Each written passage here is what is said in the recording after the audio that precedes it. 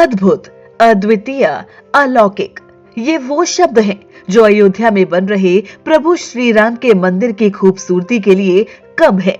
इस मंदिर की भव्यता ऐसी है कि हर कोई रामलला के दर्शन के लिए खींचा चला आता है और इसीलिए ही सभी को इंतजार है तो बस 22 जनवरी 2024 का। ये वो तारीख है जब प्रभु श्री राम इस दिव्य मंदिर के गर्भगृह में विराजमान होंगे। प्रधानमंत्री नरेंद्र मोदी खुद उस अलौकिक पल के गवाह बनेंगे जब प्रभु श्री राम को गर्भगृह में विराजमान किया जाएगा। करीब लाखों साधु संतों और श्रद्धालुओं की मौजूदगी में रामलला की प्राण प्रतिष्ठा की जाएगी। पूरा देश ही क्या, दुनिया भी उस पल को देखेगी जब प्रभु श्री राम के बाल स्वरूप को गर्भगृह में स्थापित किया जाएगा। और इसीलिए अपने प्रभु श्री राम के स्वागत के लिए राम मंदिर ही नहीं बल्कि पूरी अयोध्या को दुल्हन की तरह सजाया जा रहा है। सबसे पहले बात करें राम मंदिर के निर्माण कार्य की, तो मंदिर का निर्माण भव्य और तीव्र गति के साथ हो रहा है। लगभग 70 एकड़ में फैले अयोध्या के भव्य राम मंदिर परिसर की तस्वीरें खुद ब खुद बयां कर रही है कि श्री राम के स्वागत की तैयारियां कितनी जोरों पर है। यहाँ की हर एक ईंट, हर एक पत्थर, कण कण में राम बसते हैं, जिन्हें यहाँ आने वाला हर भक्त बखूबी महसूस कर सकता है। और इसीलिए ही मोदी और योगी सरकार मंदिर को वही प्राचीन रूप देने की हर मुमकिन कोशिश में जुटे हैं। बताया जा रहा है कि मंदिर का निर्माण नागर शैली में कराया जा रहा है। यहाँ की अद्भुत नक्काशी की खूबसूरती ऐसी है कि जो कोई उसे देखे तो बस देखता ही रह जाए। बात मंदिर के प्रवेश द्वार की हो तो उसे दक्षिण के मंदिरों की तरह गोपुरम शैली में तैयार किया जा रहा है, जो कि दिखने में बेहद ही आकर्षक दिखाई देते हैं। प्रवेश द्वार के बाद बारी आती है मुख्य द्वार की, तो इसके लिए सबसे पहले सिंह द्वार बनाया जाएगा, फिर गज द्वार। और मंदिर में प्रवेश से पहले एक तरफ हनुमान जी और दूसरी तरफ गरुड़ जी राम भक्तों का स्वागत करते दिखाई देंगे।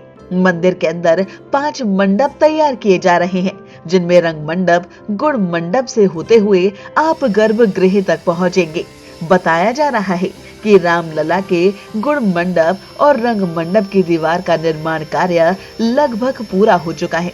वहीं मंदिर के अंदर भी 2 मंडप और तैयार किए जाएंगे, जहां रामलला के दर्शन के लिए आने वाले भक्त भक्ति में लीन हो सकते हैं। लेकिन इन सब में मंदिर की जो सबसे खूबसूरत जगह होगी वो होगा मंदिर का गर्भगृह, क्योंकि इसी मंडप में भगवान श्री रामलला विराजमान होंगे। अब आपको बताते हैं कि फिलहाल मंदिर का निर्माण कार्य कहां तक पहुंचा। 161 फीट ऊंचे 3 मंजिला राम मंदिर के भूतल का काम लगभग पूरा हो चुका है। रामलला का गर्भगृह बनकर तैयार है, जहां 22 जनवरी को मंत्रोच्चार के साथ रामलला की प्राण प्रतिष्ठा कराई जाएगी। इसके अलावा प्रथम तल में भी स्तंभ लगाने का काम शुरू हो चुका है। बताया जा रहा है कि यहीं पर ही राम दरबार की स्थापना होगी। वही राम मंदिर की जो दीवारें हैं, वहां पर भगवान राम की जिंदगी से जुड़ी कहानियां भी उकेरी जाएगी, ताकि भक्त उनसे प्रेरणा ले सके। तो कुल मिलाकर राम मंदिर के प्रथम चरण का काम लगभग 80% तक पूरा हो चुका है, जिसे 22 जनवरी के बाद सभी भक्तों के लिए खोल दिया जाएगा। रिपोर्ट्स के मुताबिक मंदिर के निर्माण कार्य में 1800 करोड़ का खर्च आएगा।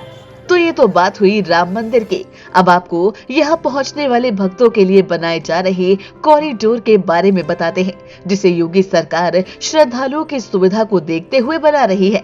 करीब 797.68 करोड़ की लागत से बन रहे कॉरिडोर योजना को सरकार ने काफी पहले ही हरी झंडी दिखा दी थी, जिसके तहत काशी विश्वनाथ की तर्ज पर राम मंदिर की ओर जाने वाली सड़कों के नवीनीकरण और चौड़ीकरण का काम तेजी से हो रहा है। रामपथ पर दोनों तरफ करीब 20 मीटर सड़क चौड़ी की जा रही है। बताया जा रहा है कि कॉरिडोर सरयू घाट से सीधे राम मंदिर तक जाएगा, यानी श्रद्धालु सरयू घाट पर स्नान करेंगे और वहां से इस कॉरिडोर के रास्ते सीधे रामलला के दर्शन करने जा सकेंगे। मंदिर कॉरिडोर को कुछ इस तरह से तैयार किया जा रहा है कि श्रद्धालु इस बीच आने वाले मंदिरों के भी दर्शन आसानी से कर सके। बता दें कि इस बीच रामद्वार मंदिर से लेकर प्राचीन हनुमानगढ़ी तक कई मंदिर आएंगे जिनकी काफी मान्यता है, जिनमें राजद्वार मंदिर के लिए कहा जाता है कि श्री रामचंद्र जी के राजमहल का मुख्य द्वार ही राजद्वारा मंदिर है, जहां से आप पूरी अयोध्या के दर्शन कर सकते हैं। और इसके सामने बने हनुमानगढ़ी मंदिर की भी काफी भव्यता है। कहा जाता है कि यहाँ हनुमान जी सदैव वास करते हैं और ऐसा भी कहा जाता है कि परम भक्त हनुमान के दर्शन के बिना रामलला के दर्शन अधूरे हैं। और यह रामकोट है ना, तो रामकोट क्षेत्र में आप सरयू से आने पर आपको सबसे पहले राजद्वार ही तो मिल रहा है बिल्कुल। और द्वार पर ही हनुमान जी, हनुमत महात्म द्वादश नाम में स्पष्ट लिखा है कि भगवान हनुमान जी भगवान अयोध्या में राजद्वार पर वास करते हैं। और हनुमान चालीसा में और भी स्पष्ट है, राम द्वारे तुम रखवारे। तो यहाँ से आगे बढ़ने पर आपको सबसे पहले दशरथ महल, आज भी किसी राजा के महल में जाइए तो आपको राजा का बैठका ही पहले मिलता है, जो आप प्रवेश करेंगे उसी हिसाब से दशरथ महल। फिर आगे बढ़िए, आपको राम जन्मभूमि, यानी कभी वो त्रेता युग में कौशल्या भवन रहा होगा जहाँ भगवान राम पैदा हुए। बाद में मंदिर का निर्माण हुआ, बाबर ने 1527 में तोड़कर मस्जिद बनवाया। 500 साल विवादों में रहने के बाद अब माननीय सर्वोच्च न्यायालय के आदेश के बाद पुनः मंदिर बन रहा है। इतिहास के पन्नों को पलटते हुए श्री राजद्वार मंदिर के मुख्य पंडित नंद किशोर पाठक बताते हैं कि सर्वोच्च न्यायालय के फैसले से पहले तक उन्हें उम्मीद भी नहीं थी कि कभी भविष्य में ऐसा पल भी आएगा, लेकिन अब ये होने जा रहा है। हम लोग तो अपने बचपन में वही 3 गुंबद देखते थे मस्जिद का, अंदर भगवान विराजमान थे, पूजा होती थी, पुजारी अंदर जाने पाते थे और सारे लोग बाहर, वो गेट लगा था वहीं से दर्शन करते थे। अभी अंदर तो ये तो मोदी जी ने एक बहुत बड़ा ऐतिहासिक कार्य किया है। राम जन्मभूमि का जो फैसला हो गया, ये बहुत बड़ा ऐतिहासिक, हम लोग कभी सपने में भी नहीं सोचे थे कि हम लोगों को ऐसा अवसर मिलेगा देखने भगवान राम का मंदिर बनते और उसमें विराजमान होते हुए। ये हम लोगों का बड़ा ही सौभाग्य है। आपको बता दें कि 5 अगस्त 2020 को पीएम नरेंद्र मोदी ने राम मंदिर का भूमि पूजन कर मंदिर की नींव रखी थी, जिसके बाद से ही सभी राम भक्त रामलला के इंतजार में पल के बिछाए बैठे हैं। और अब वो पल बेहद ही नजदीक है जब रामलला अपने गृह में विराजमान होंगे। ऐसे में अगर आप भी अयोध्या में रामलला के दर्शन करना चाहते हैं तो आपको बता दें कि दिल्ली से अयोध्या की दूरी 670 किलोमीटर है। अगर आप रेल मार्ग से अयोध्या जाते हैं तो नई दिल्ली और पुरानी दिल्ली रेलवे स्टेशन से फैजाबाद की कई ट्रेनें उपलब्ध हैं। वहीं हवाई यात्रा करते हैं तो फैजाबाद के लिए कई सीधी यात्राएं हैं। सड़क मार्ग से भी आईएसबीटी से कई बसें हैं जो आपको रामलला के द्वार ले जाती हैं। तो इस तरह से आप भी प्रभु श्री राम के दर्शन कर सकते हैं।